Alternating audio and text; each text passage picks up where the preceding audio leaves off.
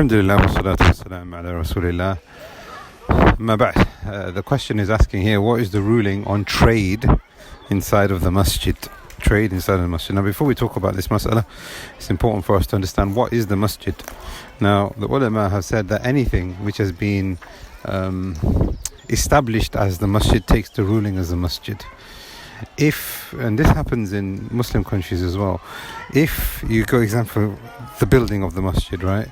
The person who's established the masjid says, okay, well, there's a room inside the masjid that is not part of the masjid, then that room is not part of the masjid. You can't do itikaf in there, you don't have to pray 2 rak'ah in there, you can't pray in there as in with the jama'ah unless if the rows are connected. Sisters on their menses can enter into that room. Therefore, what we have to understand, what is the masjid first? The whole building usually is defined as the masjid. However, if the person who has set down the waqf for the masjid, the endowment for the masjid, has said, okay, well, this part is an exception. And this is what happens now here in the West especially, where they will have a masjid and they'll have an extension annex, an extension to the building, whether it's upwards or sideways, and they will say, well, that's not part of the masjid, that's a hall, that's a separate hall, etc. That doesn't take the ruling of a masjid then. So now, when we understand what is the masjid, what is the ruling of trading in the masjid? Now, the majority of the ulama, let's look at the hadith of the Messenger of Allah firstly. He said, sallallahu alayhi wa sallam, in a hadith which has been reported by Abu Dawood and others, in Nasa'i and others on the authority of Amr ibn Shu'ayb and Abi and Jaddih, that the Messenger of Allah sallallahu alayhi wa sallam prohibited trade in the masjid. Naha Rasulullah sallallahu alayhi wa sallam an al-shira' wal-bay' fi al-masjid.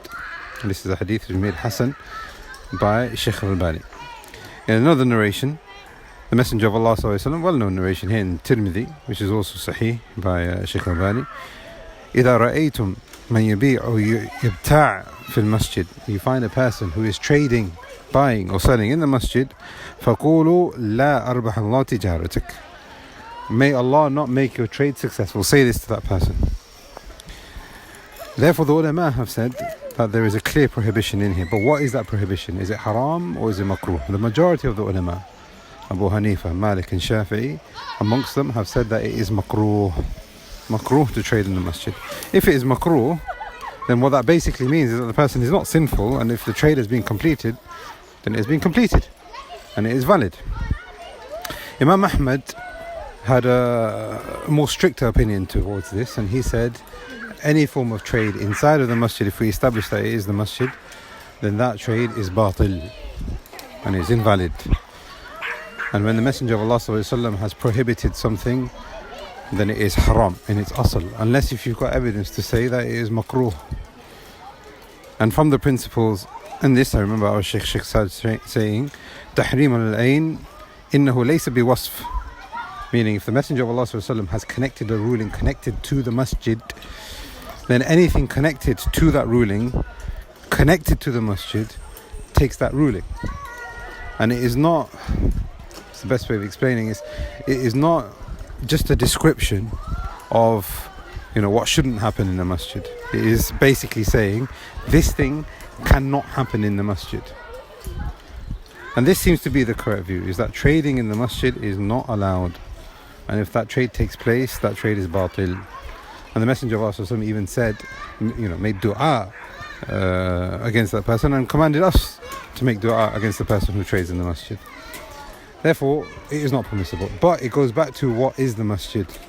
And if we can establish that it is taking place in a building which is not part of the masjid, then inshallah, there is no harm in this.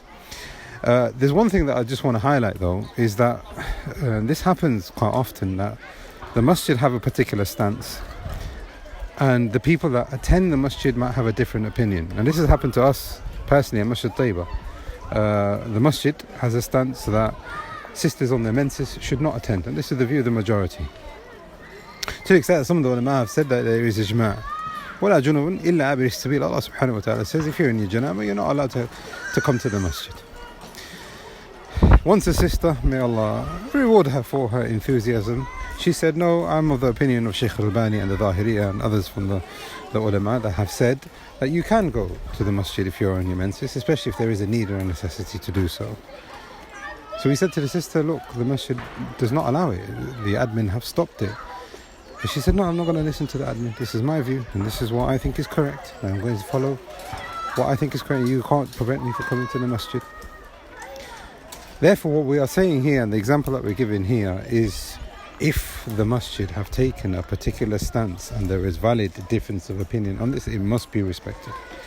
Whether it's in line with your stance or against your stance, it must be respected. So if you see a masjid that have, an event and people are, setting up a stall and they are trading inside the masjid, you shouldn't, be harsh against this. You should advise them. And if they say, okay, well, we know the difference of opinion, but our madhab and our mashayikh have said that is permissible, then this is an issue, like I said, of valid ijtihad. However, what seems to be the correct view is that this kind of event, if it is inside the masjid, it is established that it's inside the masjid, should not take place, even if the money is going towards the masjid, because tijara, trade, has not been made permissible. Allah subhanahu wa ta'ala has built his houses to establish the dhikr of Allah in it, not to establish trade and make it into a marketplace. We ask Allah subhanahu wa ta'ala that he purifies for us our intentions, and he purifies for us our houses, and that he connects us to the houses of Allah, so that we will be under the arsh of ar-Rahman on a day that there will be no shade except his. Allahu a'lam. Sallallahu ala nabiyyina Muhammad.